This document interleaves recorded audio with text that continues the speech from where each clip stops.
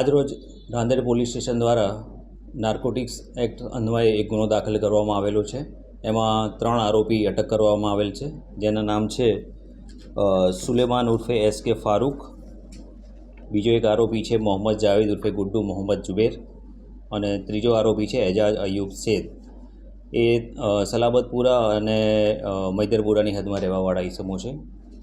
Rander police સ્ટેશનને માહિતી મળેલી હતી કે આ લોકો નાનો છૂટક જથ્થો લાવી અને માણસોને વેચે છે। એ આધારે એમણે જિલ્લાની બ્રિજ પાસે ધર્મોરા સર્કલ છે ત્યાં આગળ ચેક કરતાં આ 3 ઈસમો મળી આવેલા અને એમને ચેક કરતાં એમની પાસેથી ખિસ્સામાંથી આ 34 ગ્રામ જેટલો મેફેડ્રોન ડ્રગ્સનો જથ્થો મળી આવેલ તથા 2 મોપેડ વાહન એ ગુનાના કામે અને 60,000 રૂપિયાની આસપાસ રોકડ રકમ એટલું ગુનાના કામે સીઝ કરવામાં આવેલો છે અને ગુનો દાખલ કરવામાં આવેલો છે।